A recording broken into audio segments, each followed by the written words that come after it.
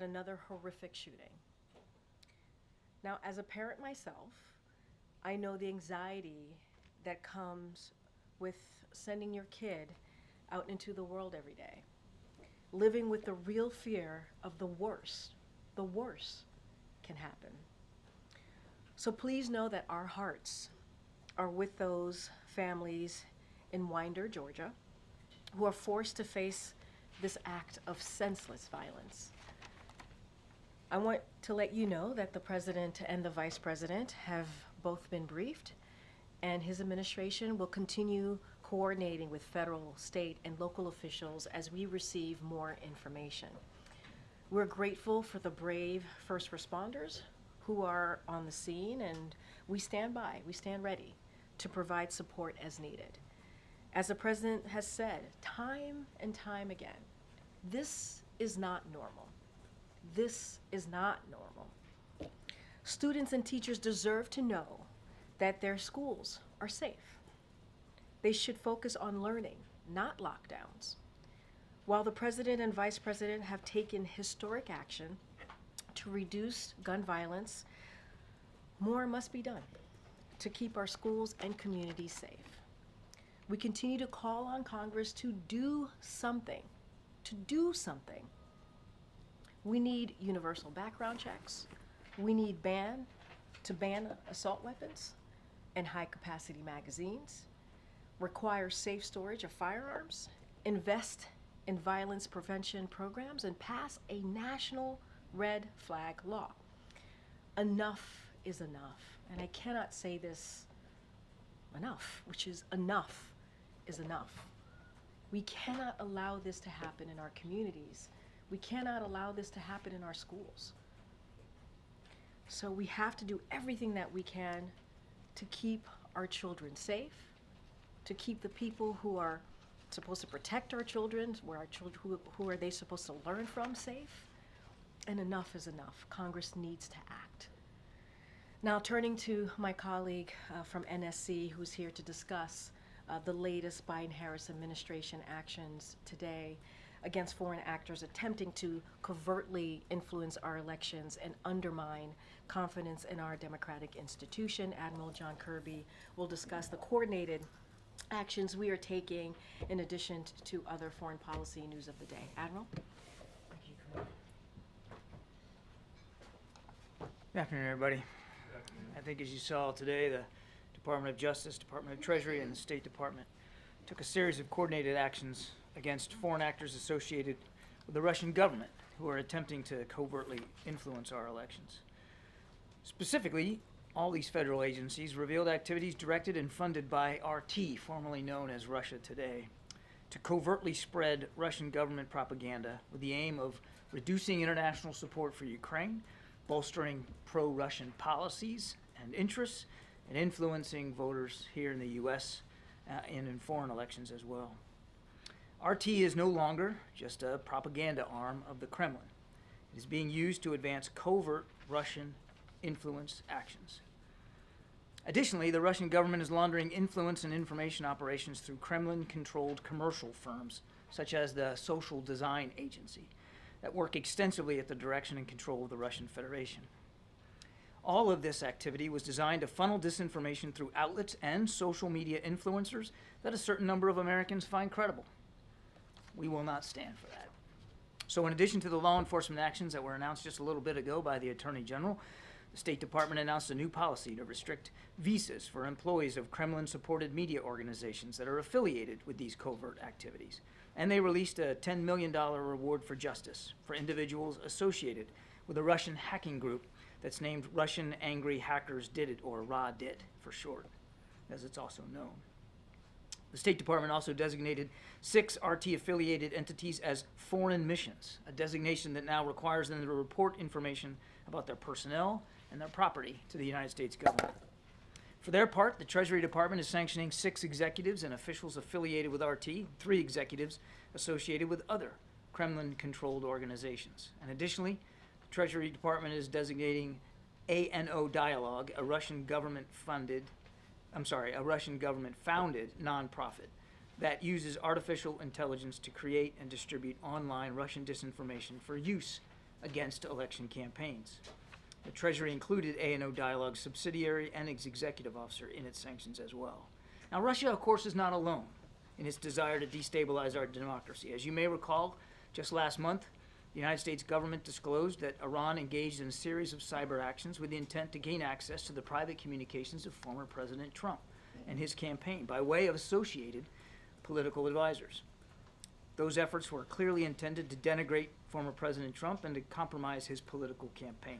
We made it clear then, and we make it clear again today, that this is unacceptable, and we won't stand for it either. Let me close with just two more thoughts, if I could.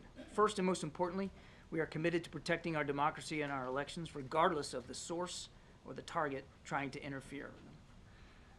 As today's actions make clear, we have the ability to monitor these threats, to thwart them, to identify the actors involved, and to hold the actors involved accountable. We will continue to do so. These actions are the result of months of hard investigative and interagency cooperation, and we're grateful for the law enforcement, diplomatic, intelligence, and Treasury professionals who brought it all together. They put the interest of the American people first, right where it belongs. That brings me to my second point. The hard work now must continue. No resting, no waiting, no backing off. The American people can rest assured that the men and women of the federal government are at this very moment laboring to prevent future abuses and interference in our electoral process. But this cannot alone be the work of government. Every citizen bears a hand. We urge all Americans to read through the indictment today. Study the sanctions and the designations that we announced. All of it's online. All of it is readily available to you. Likewise, please take time to consider how you get your news and information. It can be difficult, of course, to be absolutely certain of its authenticity, especially given the covert tactics of groups like RT. But with time, some patience, and a firm reliance on credible and established media outlets, that uncertainty can be greatly reduced. As President Biden has said, democracy can at times be fragile, but it is also inherently resilient. We all need to work together as Americans to ensure that resilience. That's it. Thank you. Okay, thanks. First on this disinformation campaign, can you talk a little bit more about why unveiling this now? And secondly, is this just, do you see this as just the tip of the sword? Is there more out there? And the why now question is basically, I think, in some ways, a lot of Americans would say about Russian disinformation, not surprising. And may, in some ways, question why is the administration doing this so close to the election? And I may be answering my own question a little bit here, but if you could just talk to the timing. And then secondly, has there been any more meetings with senior officials and Israelis today regarding the ceasefire or the situation on the Israel-Lebanon border? Okay, there's a lot there. On the why now, and I think the Attorney General talked about this. I mean, the actions that they announced today, and of course it was coordinated with the announcements by State and Treasury, all really reflected where they were in the investigative process. And as the Attorney General said, Amr, it's still an ongoing investigation, so I wouldn't rule out anything in terms of any future actions that might be taken. Depends on where this investigation takes us. So the why now was really driven by the progress of the investigation, the certainty they had in what they had uncovered, and the ability that they believe they had to take the actions in a way that were commensurate with the goals of the investigation. So it was all really timed to the investigation, that's all. And you asked for tip of the spear. But let me go back to, you also said people are maybe shrugging about this because, well, it's just, you know, but that's, I mean, obviously people can have their own views about whether they're surprised or not that Russia might be trying to interfere in our election, but we're not taking it lightly. Nobody's shrugging here because it's that important. It's that important to convey to the American people that we are taking the safety and security of our electoral process seriously. So nobody's shrugging about it, and we're going to constantly monitor, as I said, these threats, be able to thwart them when we see them, and identify and hold the actors accountable. On your second question about the ceasefire talks, I have no additional specific meetings to talk about today, except that even today, we are in touch with our counterparts in Qatar, in Israel, and certainly in Egypt about trying to see if we can get a proposal that can be finally culminated and a ceasefire deal can be achieved. So those conversations are active even today. There was a report that Jake Hochstein and Brett McGurk had a virtual meeting today with Dermer and I think some other Israeli officials. Is that not true? I won't confirm any specific individual sessions, except to tell you that even today, there have been ongoing conversations with our counterparts, as you would expect that it would be. So even though there's not Teams meeting in Doha or Cairo right now, it's not like the effort has lapsed. Thanks, Karine. Thanks, Admiral. On the Russian interference, is there any indication of at what level this has been apparently approved in Russia? Does this go? I mean, does this go up to Putin's level, for example? And secondly, is there any sign of the this disinformation favouring one or other of the candidates in the U.S. election? We believe Mr. Putin is witting of these actions. As for your second question, I think, look, in Iran's case, it was very clear, as I mentioned in my opening statement, and I think the Attorney General did too, very clear that they were trying to denigrate former President Trump and involve themselves in his campaign to their detriment. I would say, though, what we talked about in Russia, they are certainly trying to sow discord, feed disinformation, and try to put narratives out there through voices that the American people might find credible that support their policies, that support their interests, such as trying to diminish support in Ukraine. So it's very consistent with what we've seen Mr. Putin do in the past. Thanks, Karine. Thanks, Admiral.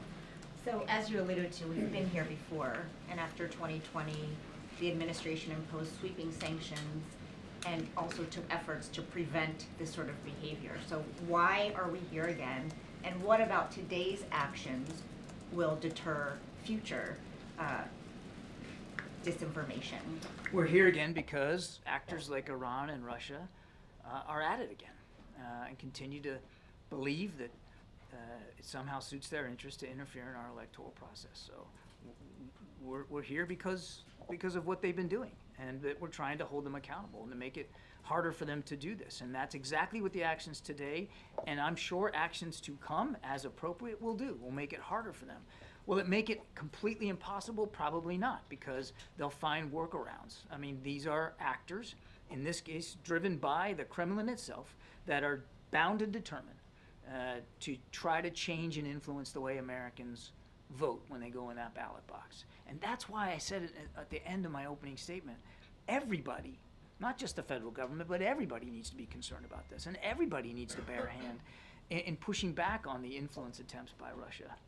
And then on Israel, we asked Karine, not me, I wasn't here yesterday, but my colleagues asked Karine in many different ways about the president's recent comments with regard to Netanyahu not doing enough to secure a ceasefire deal. So my question is whether he has directly expressed that himself to Netanyahu, that he is not doing enough. I would say that the conversations with the Prime Minister every time they occur are very direct and very forthright. These are two guys that know each other well, and the President, he makes his concerns very plainly known. But for all the things that those two gents may not agree on politically, and maybe not even completely agree on in the conduct of the war, they do agree on the central tenet that Israel needs to be defended, that the Israeli people shouldn't have to live next door to that kind of a threat, and that the United States, and President Biden specifically, is going to continue to stand with Israel as they defend themselves against this threat, and to do everything that we can to try to bring this conflict to a close. And then one quick one, just for clarification, because a lot continues to happen on this front. When the president is calling for a ceasefire, does he mean a permanent ceasefire at this point, or does he mean one long enough to allow the hostages to be released? Well, it's a little bit of both. I mean, the ceasefire that we're really trying to drive out right now is getting to phase one, which gets you 6 weeks of no fighting. 6 weeks of no fighting, and that means more humanitarian assistance, and then getting at least the first tranche of hostages out, the ones that are at the most risk, elderly, sick, women in particular. But if you can get through phase one, because once you get into phase one, and that's the goal, just let us get to phase one right now, then you can start building towards phase two. And if you can get to phase two, you can get both sides to phase two, well, then you're talking about a real potential end to the hostilities in general, which of course will be a general ceasefire. So what we're focused on right now is phase one. That's a 6-week ceasefire. Yes, ma'am. Thanks, appreciate it. Taking a step back, just to follow up there, Has the message from this administration been to families of Americans held hostage still that the only hope for their loved ones is getting to phase 1 of that ceasefire deal? Our message to the families, and we conveyed this recently, Mr. Sullivan did, is that we're going to keep doing everything we can to get their loved ones home where they belong. Everything we can. Right now, we continue to believe that the best option, the best possible way to do that is through this deal that's been on the table now for how many months. And as I've said before, I'll say so again today, we still believe these gaps can be narrowed. We still believe it's an achievable outcome. Whether we'll get there or not, I don't know. But we still believe that that we're close enough that we got to keep our shoulders to the wheel. I guess my question is, it might be the best option, but is it the only option? I think it would be imprudent for me to either negotiate the details of this deal in public or to speculate about any other kinds of What happens if it falls opportunities might occur if it falls apart. I just don't think it would be useful for me to do that. What I can assure you, and we have assured the families, is that President Biden and this entire national security team is 100% dedicated to getting their loved ones home. Right now, the locus of that energy, the full focus of this administration is trying to get this ceasefire deal in place. Switching gears to Ukraine, obviously a big shakeup in the government there. Is that the kind of thing that the U.S. is giving advice on or weighing in? I mean, you hear, when you know, obviously you're in close contact with everyone in Zelensky's government, are they seeking your advice on how to make changes to their government? No, and we're not offering advice on how to administer their democracy. That's up to President Zelensky. It's up to the Ukrainian people. These decisions are President Zelensky's decisions to make with respect to who's supporting him in his cabinet. It's not going to change the way we interact with Ukraine. It's certainly not going to change the support that we're going to continue to provide them. Great. John, on a different topic, has the president spoken to his counterpart in Japan about plans to block the merger of the U.S. Steel deal? And are you concerned that it will impact relations between the two countries? No, there's no conversations to speak to, Jeff. President has been very consistent on this. He believes that American steel companies ought to be American-owned. You know, there's a CFIUS process that needs to occur. This is the kind of potential transaction that we believe is suitable for a CFIUS review, and I really can't go beyond that. Just on a different topic then, back to Israel. Do you have a timeline for when this latest proposal, peace proposal, is going to be made? Ultimately, we'd like to have it now. There's a real sense of urgency here to try to get this done.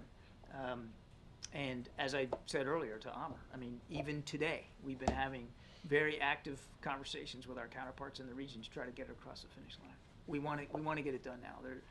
It needs to be closed. Thanks, Karine. John, you're obviously willing to acknowledge that Iran's intent in attempting to interfere in the election is to, as you put it, denigrate a former president. You don't seem willing to acknowledge that Russia's intent is to denigrate the vice president. Why is that? I'm just telling you what we've learned through the investigation and what we've seen, and reiterating what the Attorney General laid out this afternoon in terms of what RT has become and what this social design agency was trying to do in cyberspace in terms of sowing disinformation and discord. It's not for some sort of queasiness about talking about their intentions. I'm just laying out what we've seen and what the law enforcement actions were taken today and why they were taken today. But obviously, when we have something declarative that we can speak to, we'll speak to that. And then just on another matter, there's a report that a U.S. service member was detained in Venezuela. Do you have a comment on that? I can confirm that a U.S. service member was in fact detained in Venezuela. My understanding is that this individual was on some sort of personal travel and not official government business. I think the Pentagon has spoken to this or plans to provide a little bit more context on it. I really can't go beyond that. We're obviously, just the last thing I'd say is we're obviously in touch as appropriate as you think we would be with Venezuelan authorities to try to get more knowledge and information about this. Does the president feel particular pressure about typically when Americans are detained somewhere overseas, he can sort of act unilaterally with partners and so forth, but can do that? This has been much more complex because of Israel's desire to lead anything. Does he have a separate track for unilateral actions that he could take, and does he have a timeline for that? Nothing's more important to the president than safety and security of Americans overseas, particularly those that are being held hostage or detained. And of course, the president wants to take the widest view possible of options available to him to secure the release of people that are held hostage or detained. And you've seen that we have not been loath to get creative in trying to figure out ways to do that. Of course, we think through many different options and alternatives. It would be irresponsible if we didn't, Kelly. But, as I said earlier, we still believe, and part of that is because we know we have gotten this done before with a previous hostage swap. We still believe that this is the best way to move forward. But we'll see where it goes, and obviously I'm certainly not in a position, nor would I ever try to close down decision space for the president in terms of options that might be available to him. Oh, thanks so much. Just to put a finer point on Jeff's question from earlier on about the steel deal, can you say there has been reporting out there saying the president is prepared to nix that deal? Can you confirm that reporting? I cannot. And one other sort of just a quick question about, I didn't quite hear what you said about Putin's personal involvement. He was witting of this. He was witting of RT's activities. Okay. John, do you see a possible link between Russian attempts to undermine the support for Ukraine as a part of this operation and a 6 months delay in approving supplemental in Congress that we had earlier this year? And if we can stay on Ukraine, today Russia hit Lviv with ballistic missiles. It's a western city. 7 people were killed, also a 7-year-old girl. Yesterday was Poltava. It's a central eastern Ukrainian city. How does it make sense that Russia keeps on killing Ukrainians while Ukraine, and killing Ukrainians even far away from the front lines, while Ukraine is not allowed to use provided weapons to hit military targets inside Russia, where these attacks are coming from? Yeah, on your first question, I cannot point to connective tissue between RT's covert influence activities and the delay of the supplemental.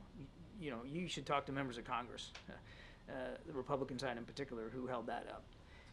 And they can talk to their reasons for why they did that. And for that 6 months, you want to talk about what's going on in Ukraine today? For that 6 months, Russia made gains. Russia gained ground. They took territory. They killed more Ukrainians. And they really put the Ukrainian forces up against it because they didn't have the weapons to fight back. That was a tough 6 months, and it did set back the campaign in Ukraine. As for what's going on now, we condemned it yesterday, and we condemn it today, what Mr. Putin's doing. Hitting civilian infrastructure, trying, especially in advance of winter coming, knocking out energy grids. It's despicable.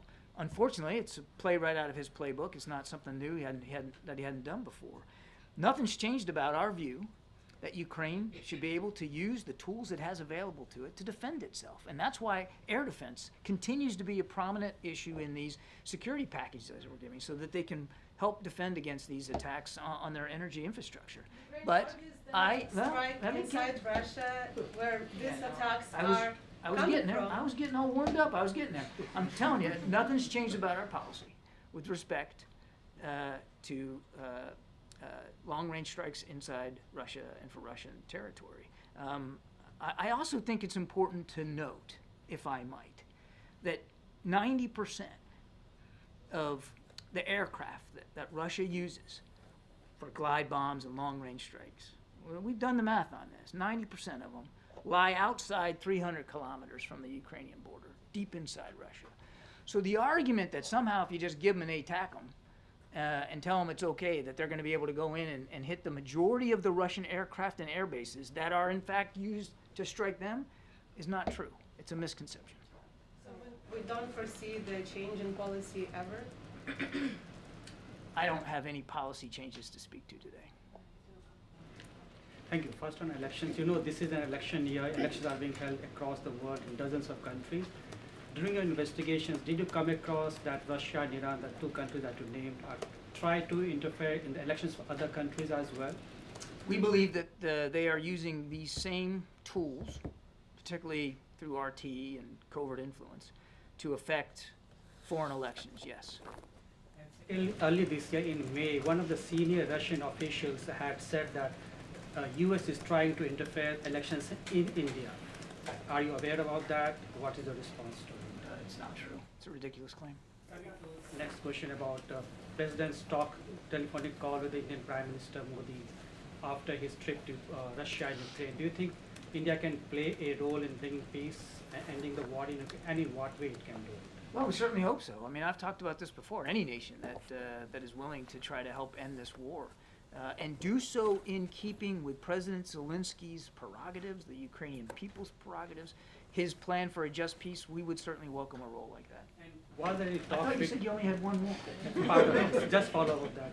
Did the two leaders also discuss the situation in Bangladesh? Yes. And what was that? Well, I think they shared the concerns, and the president made clear his continued concerns about safety and security of the people in Bangladesh and the future of their democratic institutions. Thanks, Karine. Thanks, John. Getting back to the Middle East, the president on February the 26th said, "My hope is by next Monday we will have a ceasefire." On Saturday evening, just past, he said, "We are on the verge of having an agreement." And it was on Monday morning when he was asked whether Prime Minister Netanyahu was doing enough to reach a deal, he replied no. Why did it take him more than 6 months to reach that conclusion? Conclusion? What conclusion? That Prime Minister Netanyahu isn't doing enough to get a ceasefire. The president wants this ceasefire. The president knows that in order to get this ceasefire, it requires leadership. It requires compromise. And it requires a common understanding of exactly how this ceasefire is going to benefit the people of Israel and the people of Gaza. And there are substantial things in here for the people of Gaza. But if you're asking me to apologize or issue some sort of regret because we want to get caught trying, because we want to see it over the finish line, because there are times when we've been optimistic that we can get there, only to learn that we couldn't, I ain't gonna do it. There is nothing wrong with continuing to try to achieve this incredibly difficult negotiation and this outcome, a ceasefire that again would visit terrific benefits all around, including in the region. And so have there been times when we've been stymied? Yes. Have there been times when we thought we were close and turned out that we weren't as close as we thought? Absolutely. And you know what? Today might be one of those days. Even today, I told the gaps are, we can narrow them. And today might be one of those days that maybe I'll prove to be wrong. But no apologies for trying. No apologies for keeping the shoulder to the wheel. Look, the issue isn't apologies for trying. The issue is, does the administration have a realistic view of Prime Minister Netanyahu's willingness to make peace? I think we know Prime Minister Netanyahu pretty well. Nobody better than Joe Biden. Sincere with I've one answered the pace. question. Thanks. Earlier this month, Vietnam's president traveled to China and met with their president. We're hearing that Vietnam's president could meet with Biden on the sidelines of the United Nations General Assembly later this month. Can you confirm this meeting or just comment on the significance of such a meeting given the state of... Which meeting? The meeting between President Xi and the President of Vietnam, or a potential one between President Biden? A potential one between the U.S. and Vietnam. I don't have a schedule for the UN General Assembly to speak to today. As you know, when the President goes up to New York for the General Assembly, not only does he deliver remarks, but he does conduct a series of bilateral discussions. We'll have a much more robust agenda to speak to as we get a little closer to that. But look, on Vietnam, I mean, as you saw, the President upgraded our relationship with Vietnam to a full strategic partnership. That's a big deal. And we know that Vietnam values the relationship with the United States. But they're also a neighbor of China. They live in the neighborhood. And of course, every nation's leader there has to determine for themselves what that bilateral relationship with China is going to look like. We respect that. Thank you, I appreciate it. First, thank you. First on Russia, this is the type of activity that's been going on for the better part of a decade, and this, You mean the usage- election interference? Yeah, and the usage of particularly social media profiles to report false accounts and false narratives. And I'm wondering what role you think the companies and the platforms play in allowing these accounts to proliferate. These are private companies, and certainly they have to make their own decisions. It's not about, we obviously are respectful of freedom of speech, and certainly respectful of the private decisions that these companies' leaders have to make. But we do think it's important, and today's actions and the way the Attorney General laid it out is important to expose it, to disclose it. And it's why, in my opening statement, I also urge the American people to be mindful of what's out there, because these fake social media personas and disinformation in cyberspace is incredibly difficult to shut down. So yes, we believe tech companies need to be aware of these activities. We believe, and they have taken action in the past to shut down accounts that have violated their own policies and procedures. We encourage that as well. But it also is the consumers too. The reader, the viewer, they have responsibilities as well to make sure that they're getting the best possible, most accurate information. And you're not always going to get it just in an online format.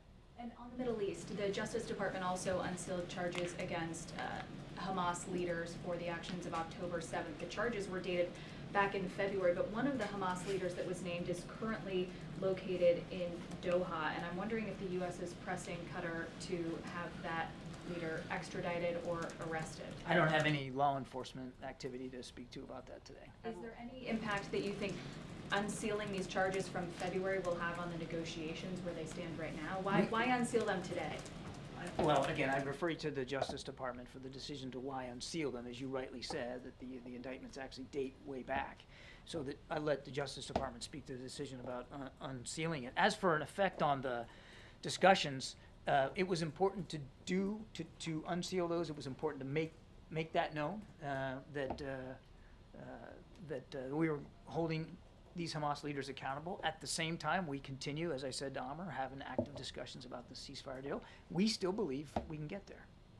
What about Al Jazeera in the back? Go ahead. Thank you so much, I really appreciate it. Very quickly, John. Sorry, man. I appreciate it. What pressure is the United States putting on Hamas and Netanyahu to close this deal? I'm sorry, say it again. What pressure we're putting on? What pressure is the United States putting on Hamas and Netanyahu to close this deal? It's not just about twisting arms and putting pressure. It is about having active, what we hope to be constructive conversations about negotiating the final details. And that's really where we are. And in any negotiation, when you get down to the brass tacks, that's when the horse trading really begins, and that's where it gets difficult, and that's where we are right now. It's really about trying to get both sides to yes here. And again, I can't negotiate the details in public with you. But I heard a question asked yesterday in here about why we're only pressuring one side and not the other. And I tell you what, it was a question about how only the Prime Minister is feeling the heat. And I'll tell you, if you're Mr. Sinwar, he's buried in a tunnel somewhere. He ain't coming up for air too much. His forces have been decimated. His resources have dried up. The people he claimed to be protecting and defending are living in deplorable conditions because of the war that he started on the 7th of October. So I don't buy this notion that there's no pressure being put on Hamas or Hamas leadership. And the indictments that were unsealed yesterday, I think, prove that as well. So, thank you so much, Adam. Thank you. Appreciate it. Okay. I do have. Sorry, guys. Have your patience for a second.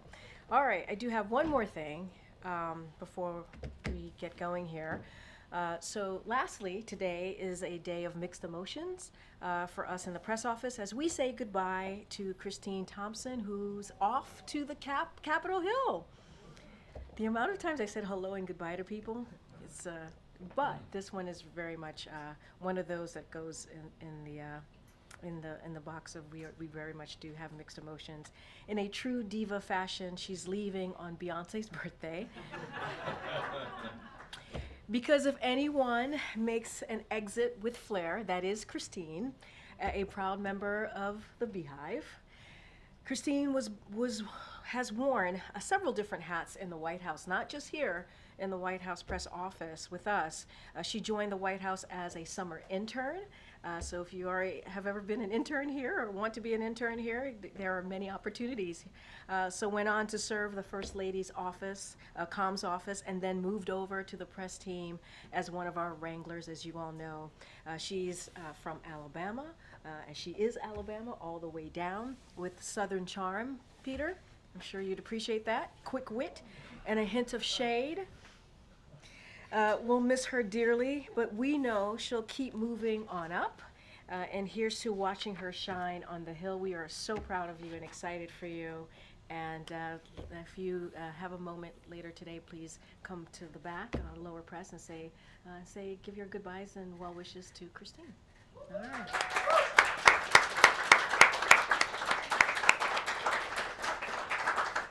And with that, we end the briefing. I'm just kidding.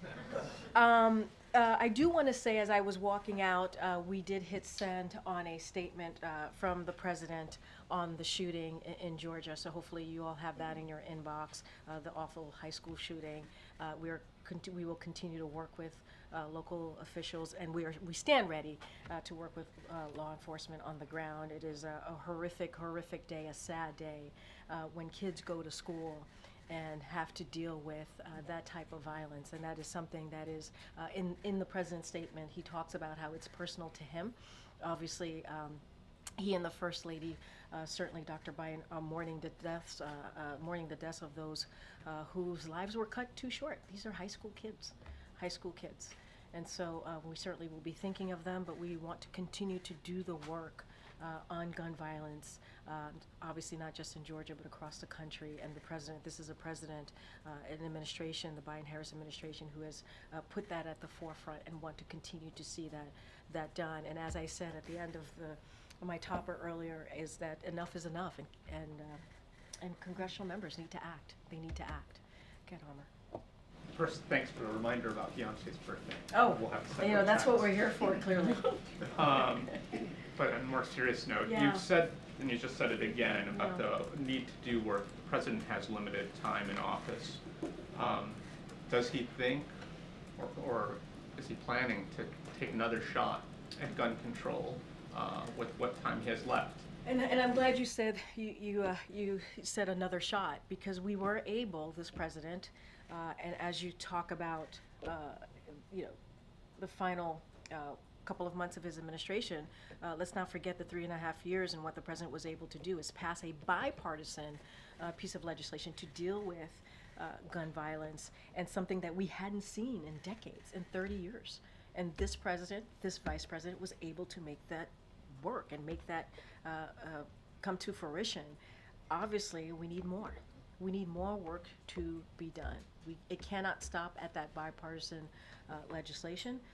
We have to continue. We got to continue to find ways and their actions. I talked about them: banning assault weapons, high-capacity magazines, making sure that we have universal background checks. These are easy things to do. We believe congressional Democrats are ready to move. We can't do it by ourselves. Congress can't do it by themselves. They need Republicans to step in and also do this like they did before not too long ago, to get this done. So this is personal to the president, he says in his statement. This is personal to the vice president. This is personal to Dr. Biden. This is something that they want to see get done, and we are going to do that. We have the first ever office to prevent gun violence.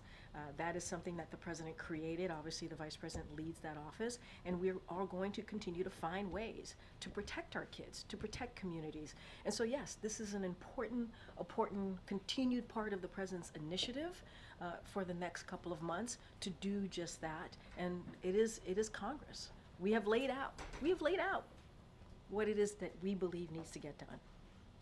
They need to act. Do you have any, can you lay out any plans for the president? It's going to be his final September 11th in office, and that's always been a big deal to whoever the office holder is. How is he going to spend September 11th this year? I believe we put out a statement saying or confirmed that the president and the vice president are going to be in New York on 9/11, and so we'll have more to share, obviously, as we get closer to that. But look, I have traveled with the president on his trips as it relates to that horrific day, and he is someone who certainly never forgets and always honors those that we lost, and will continue to do so. And next week he'll do that alongside the vice president. Will he visit the other two major sites? I don't have anything more to share beyond that, but you will see the president and the vice president next week together as they mourn the thousands of lives that were lost on that day, and also the first respondents who obviously put their lives on the line to protect Americans on that day. One last small one from his and his family's vacation last month to Santa Ynez. Has he reimbursed Joe Kiani for the ranch, and can you tell us how much? Yeah, so what I can say, look, I'm not going to get into cost here. First of all, the president is the president wherever he goes. He certainly was busy during that time that he spent with his family. And so the president does what he's done every year since he's been president, has taken that time with his family around the summer months or even around the holidays, which is in line with other presidents. So there is the same actions, the same thing that other presidents have done when it comes to these types of vacations. I can say that this president has done. It is in line with the ethics that is tied into all of this. I don't have numbers here. It's not something that I can provide.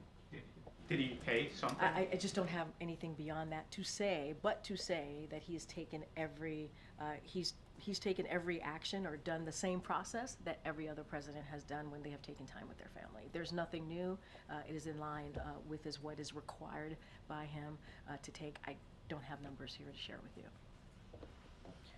Go ahead, Peter. Thank you. President Biden's approval rating is soaring. It's up 13% all the way to 48%. Does it bother the president that people are so pleased that he is retiring? Am I hearing a little twang in your voice, Peter? A little something in your... I know better. No, but you guys keep telling us to appreciate him on the way out about the Inflation Reduction Act and things like that. I'm glad that you listen to me when I'm up here. Look, here's what I can say. I think what the American people appreciate is indeed what we have been able to do in the past several years. When you think about inflation is falling with income while incomes are climbing, right? You think about Medicare is finally being able to negotiate lower drug costs. This president, this administration has been able to beat Big Pharma. That's a big deal. Other presidents have tried to do it. Other elected officials have tried to do it. They can't get it done. Manufacturing is indeed coming back here to America. Our infrastructure is being rebuilt. Violent crimes is at a low, 50-year low. Matter of fact, the last president in his last year, murder rates were skyrocketing. And so the president has been able to work on that. And this is a president and a vice president that has done the work to make Americans' lives better, to make their lives better, to change their lives in a transformational way that is going to matter. And I think that's what the American people want to see, and that's what this president has been able to do. A different topic. Vice President Harris once said years ago that she wanted to decriminalize illegal border crossing. Now she's saying that her values haven't changed. And so how much ownership does she have for this latest NYPD stat that 75% of arrests in Midtown Manhattan lately have been migrants? My goodness, there was a lot in that question. I mean, look, just going back to the values, and obviously the vice president can speak for herself, and her campaign will speak for herself, for her. Her values haven't changed, and you heard that on the interview that she did with CNN very recently, and I think that's important.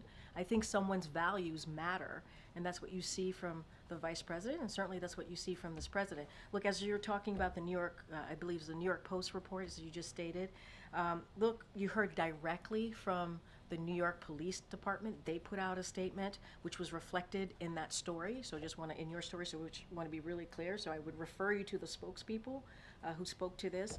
And I would say more broadly, we fundamentally believe this administration, including Harris, because this is the Biden-Harris administration, believe that anyone found guilty of crimes should be held accountable. That is something that we fundamentally believe. And you have heard us say that we welcome local law enforcement support and cooperation in apprehending and removing individuals who pose that risk, who pose a national security risk. And so that's what we welcome. I would refer you to the New York Police Department. They actually spoke to this and kind of spoke to that number that was being used, and I would refer you to them. And so my last question then would be, if the vice president's values have not changed, why have so many of her positions on policies changed? I would say look at what the vice president has done with this president the last 3.5 years. Look what we have been able to do. Look what we've been able to do at the border without much help from Republicans, because they're too busy listening to the former president, sadly, and telling them not to actually do the things that majority of Americans want to see them doing, and that being dealing with the challenges at the border. They listen to Donald Trump instead of continuing to work with us in a bipartisan way. That's what they chose to do. That's on them. But because of the actions that this administration has taken, we have seen those actions lead to numbers going down at the border, and that matters. And that's because of the work that we have done. And and you heard me talk about the economy, what the president and this vice president have been able to do. We cannot forget what the Biden-Harris administration inherited when they walked into this administration. A once-in-a-century pandemic. People were dying. Thousands of people were dying a day. And the last administration, the Trump administration, didn't bother to leave a comprehensive plan on dealing with the pandemic. They didn't bother. They were too busy. He was too busy telling people to inject bleach into their bodies. That's what he was doing. Meanwhile, this president and this vice president passed the American Rescue Plan. Only Democrats voted for that. And because of that, we were able to open up schools. Because of that, we're able to open up businesses. Because of that, we're able to put some checks in pockets for people who really needed it. Think about the child tax credit. That changed lives for families and put shots in arms. And so that is why we have an economy that is growing.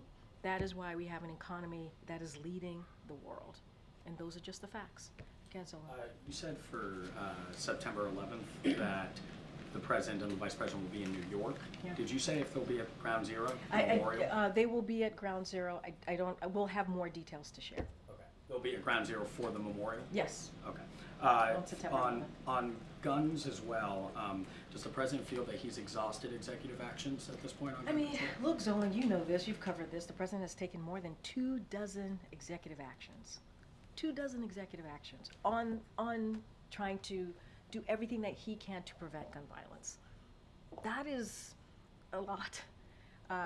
Look, he will always find ways to see what else he can do, to see what else his administration, the actions his administration can take. We have the Office of the Gun Violence Prevention, and what that does, one of the things that does is those executive actions and also that legislation that was passed and that he signed to make sure that we move quickly with those actions and particular components of that act, and so that we put that out there into communities and make sure that we're doing everything we can to continue to keep or to try to keep communities safe. But the answer is legislation. We have to have laws, more laws, additional laws, so that we can protect communities. But as far as the White House, I mean, do you feel that is the White House fully in implementation phase with the actions already taken, or are there any executive actions that could? As I said in my answer just seconds ago, we are going to do everything that we can, his agencies out there, including with the president, to see what else can be done. But more than 24 executive actions is nothing to sleep on, right? That is something that he moved forward on because Congress wasn't moving fast enough, right? We were able to get that bipartisan act done, but we needed to do more. And so, look, we'll always find ways to move to see what else can be done, but we have to get Congress to do the work. We know congressional Democrats are ready to do the work. We need congressional Republicans to join those Democrats. Look, but signing the law, the bipartisan Safer Communities Act, was not a small feat. Well, that was a lastly, big thing to in get terms of done. congressional help, has Yes. does he have any meetings scheduled at the White House, or does he have any meetings scheduled with members of Congress to actually talk about a way forward? So on I some don't of these have actions? any meetings to read out to you that relates to this particular issue. I say this all the time. We have the Office of Leg Affairs.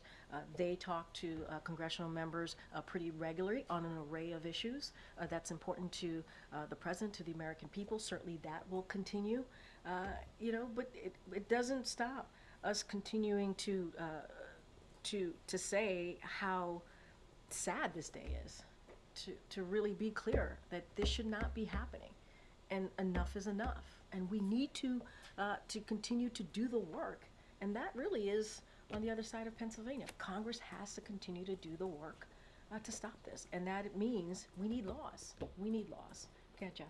Thank you. Kirby mentioned that regarding U.S. Steel, that the president's position on that, and that it was appropriate to have a CFIUS review. Can you give us an update on where the CFIUS review stands and when you expect to hear from them? So I don't have any news to make today on anything like that. The CFIUS review, as you know, is incredibly independent. The CFIUS hasn't transmitted a recommendation yet to the president, and that's the next step in this process. But I don't have anything else to add beyond that.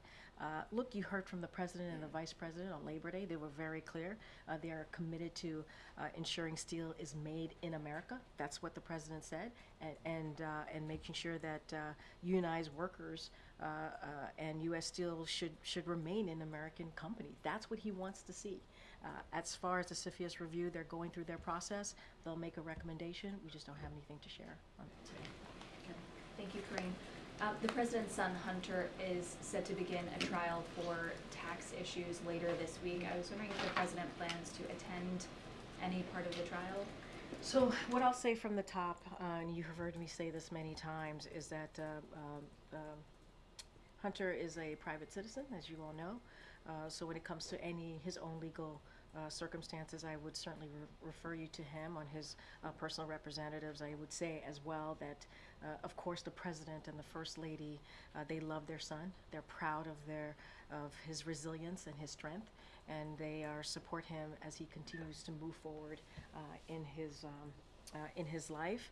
I don't have anything else to add beyond that, and I will just leave it there for now. Has the president advised Hunter in any way on how to approach He's the a trial? private citizen. He has his own legal representation, and I won't share beyond that. I won't give it beyond that. The president's statement about the shooting talks about how it's personal to him. You've mentioned that a few times. Can you just speak at all to how he reacted to the news when he heard today? It's that we are back here again. We are back here again. You're right. It's devastating. It's devastating. It is. You heard me say this, and I think it's in the president's statement as well. It is in the president's statement in that first paragraph where he talks about this is basically a school year, a new school year.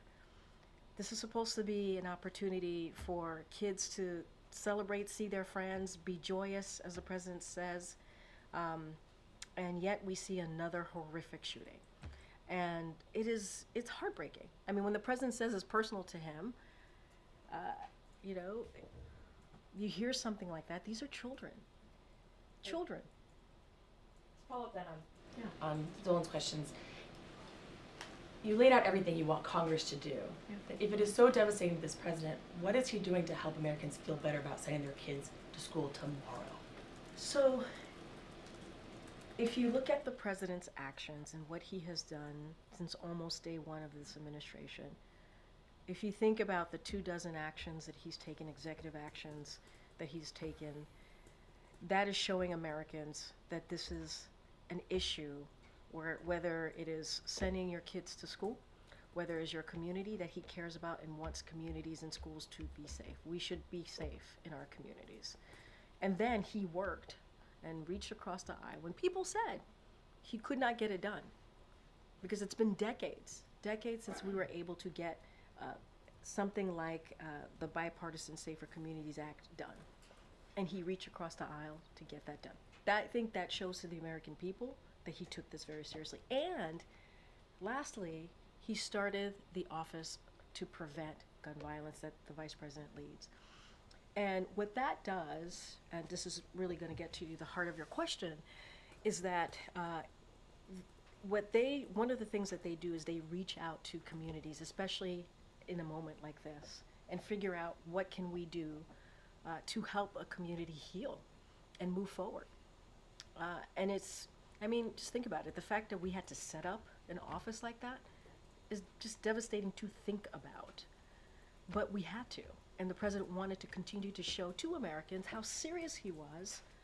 And that's why we have an office to move forward, obviously, with the executive actions, to move forward with the law, to make sure they're rapidly being executed, but also to help families and communities.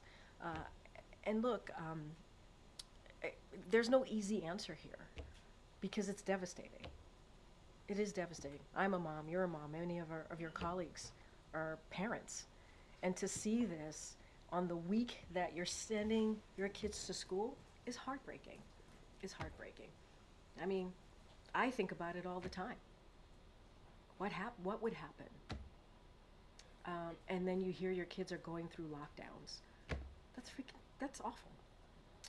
But I think what the American people could be assured of, and all they have to do is look at the president's action, is that he's going to do everything that he can. But we really do need Republicans in Congress to act. We do. We do need them to act. Democrats are ready. They need to join us. Go ahead, Ed. Thanks, Karine. I'm going to ask you about the economy. So the JOLTS report came out that shows that 7.7 million jobs are open in this country, but the revisions in that number showed that the layoffs have been revised up. Last month, 62,000, 1.6 million. We have a jobs report coming out on Friday. Has the jobs growth significantly stalled in this country? So a couple of things that I do want to touch on, look, because of the strong recovery and the work that this president and this vice president has been able to do over the past 3.5 years, job openings remain high and layoffs are in near record lows. I think that's important to point out. That's what we see in that JOLTS report. And you talk about layoffs. In fact, they are lower than the average during the prior administration, even before COVID. Because I know folks want to focus on COVID, but even before then. And the ratio of job openings to unemployed workers is back to its pre-pandemic levels as well. So look, we're trying to get our economy back to normal, and we're seeing signs of that. We're seeing data. The job market remains strong. We have unemployment that is low at 4.3%. Jobs are being created at a healthy pace, with more than 170,000 jobs created per month over the last month. PCE inflation is down by 2.5%, pardon me. GDP grew by 3% last quarter. And all of this data is important to note. And to your question, specifically about layoffs, we're monitoring that. We're going to continue to monitor that. Of course, it matters to the president when Americans are losing jobs and the impact that may have on them. And so that is something that the president understands and knows what it means to families. A quick follow-up. Then how concerned is the president on what the jobs number will show on Friday? Look, I'm not going to get in ahead of that. I'm not going to predict, and you know that. We say this all the time. I'm not going to stand here and predict job numbers. What I could say is this is a president and a vice president that has put the economy as a priority. And we know that Americans obviously want jobs. They want good-paying jobs. That is something that we have focused on. And also, they want us to see a lower cost. And that's something that you see from this administration. When we talk about the economy, we talk about our policies. And also, when we talk about our policies more broadly, having equity at the center of it, because we want to make sure that communities who have felt that they've been left behind are not. Go ahead, Garen. The NAACP and others are condemning an upcoming comedy roast of Vice President Harris on the campus of University of South Carolina, which is also featuring two right-wing extremist leaders that includes the co-founder of the Proud Boys. The advertisement for the event makes very vulgar and sexual references to the vice president, which then the organizations are calling obscene and potentially a violation of the school's policy on discrimination. They're also calling for this to be canceled. Does the White House join groups condemning this and calling for this to be canceled, or does the White House believe that this is protected free speech? So look, I'm not familiar with this particular event, so I want to be super mindful, but I hear what you're saying. And here's what I will say, and you heard the president say this many times, especially in the past several weeks, or at least you've heard me say this, echoing what the president has said, is that picking the vice president was the best decision that he's ever made. And he's proud to have worked with her, to have her as a critical partner in the past 3.5 years. And look, whether it's making the largest investment in public safety, beating back Big Pharma, you've heard me go back and forth with Ed on the economy and what we believe we've been able to do and how we've been able to deliver for the American people. You've heard me talk to Peter about this as well, as what we think the American people want to see. But he has been able to do this with her in partnership. And so he's proud of her. He's proud that he selected her. And I think and he is proud to continue to serve alongside with the vice president. And so I'll leave it there. I'm not going to dive into the event. I don't know much about it. And I would say that I would speak for my colleagues here. I think we are very much all proud to have the vice president as our vice president, and the work that we have seen her do with this president for the past 3.5 years. And I'll leave it there. I don't want to comment on it directly, but what does the White House think of when there are these sort of racist and sexist references to the vice president? Look, this is an administration, this is a president. When he decided what this administration would look like, he decided to have an administration that looked like the rest of the country. He wanted it to make sure that it was diverse, and because it was important to him to have certain communities who have felt like they've been left behind to have a seat at the table. That's what this president has been able to do. And you see that. This is the most diverse administration in modern political history. I think that says everything that you need to know about what this president cares about. And that starts with the vice president, his decision to pick her as his running mate. And he was very purposeful, mindful. She was obviously experienced, and he knew she can do the job, and wanted to make sure that we had a diverse administration to go alongside that. And, it is, I think that is the most important thing that matters. I can't speak to everybody else. I can't speak to every racist, misogynistic, sexist comment that's made out there. What I can speak to is what the reflection of this administration and what we have been able to do and how we have represented in a way I think that many Americans should be proud of. I certainly am. And to make sure that people feel represented, not just in how we look, but in the policies that we have put forward. And I think that's what matters. Okay. Sure. Sorry. What does the White House make of recent elite colleges like MIT, Amherst, and Tufts reporting sharp declines in Black and Latino enrollment and increases in white enrollment since the affirmative action ruling from the Supreme Court?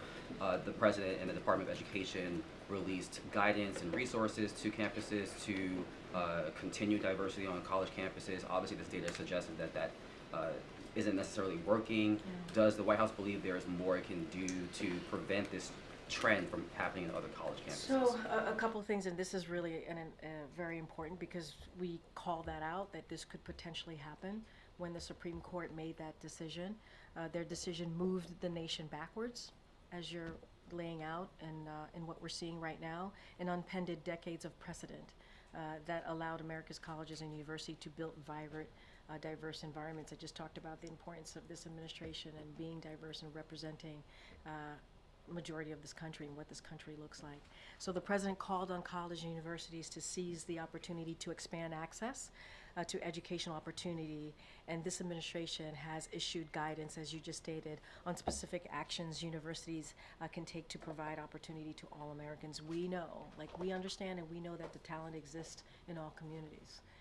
It's clear more work remains to be done, and we'll continue calling on schools to build pathways for upward mobility and success. And that is what I know the Department of Education is focused on, and I know that this is something that is incredibly important.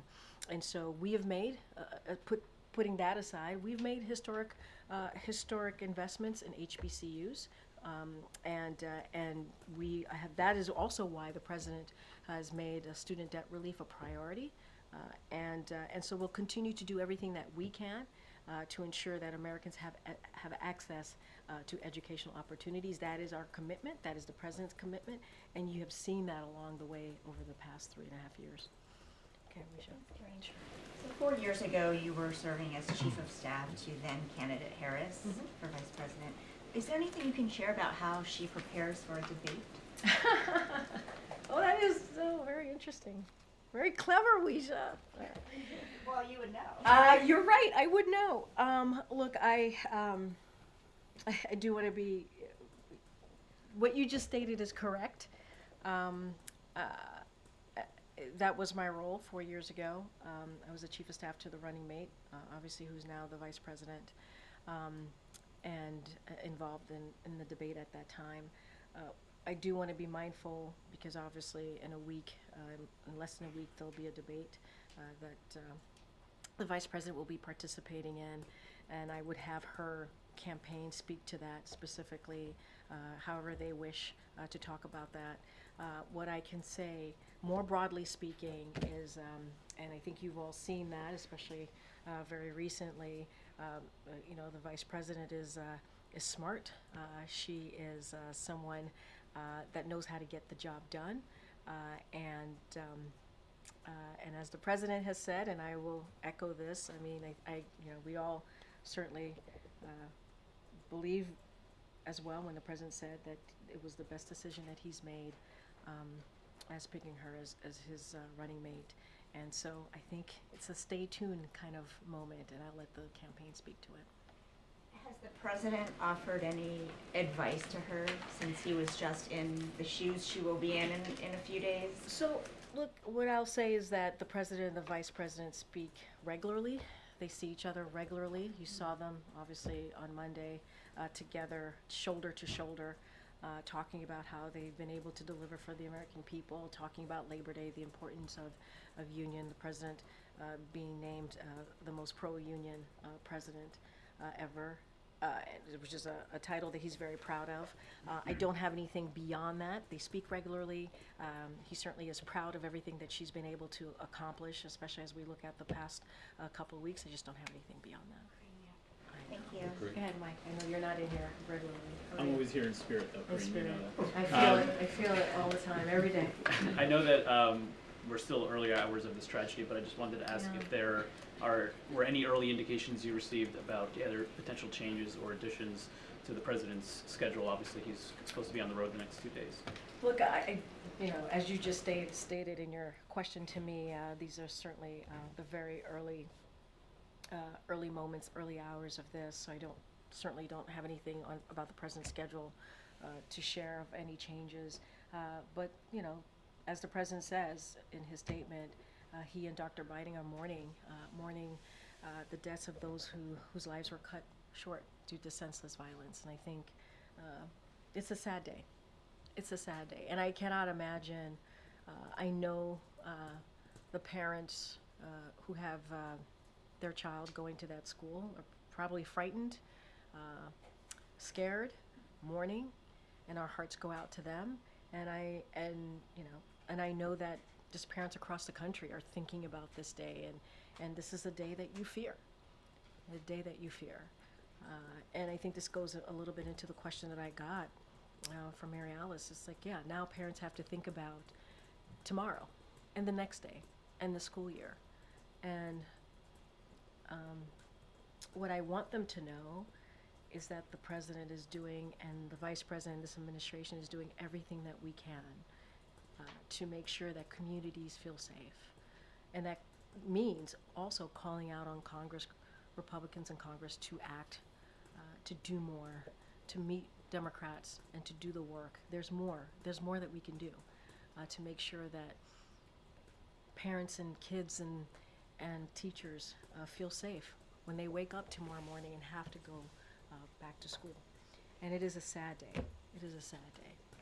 With regard to the president's travel the next 2 days, obviously these are different kinds of events that he might have been doing if he was still a candidate for re-election. Can you talk about how the White House has sort of reimagined what he will be doing, how he will be traveling these next few months? Look, you heard us, as you said, he's traveling the next couple of days. He's going to be going to Wisconsin tomorrow. He's going to Michigan on Friday. And he was just in Pennsylvania and Pittsburgh with the vice president on Monday. And so what I'll say is he'll be out there. He'll be out there talking directly to the American people. He looks forward to it. It's something that he has done, not just looking at the next several months, but he's done this the last 3.5 years. And he believes it's important to do that, to let Americans know what is it that we've been doing, how we've been delivering for them, whether it's healthcare, economy, and have we been able to grow the economy back. And so this is something that, as it relates to travel, you'll see the president is certainly out there, and we'll have more to share. We'll have more to share. But he's ready to be out there and ready to talk directly to the American people. All right, everybody, thank you so much. Thanks, Karine. Thanks, Karine.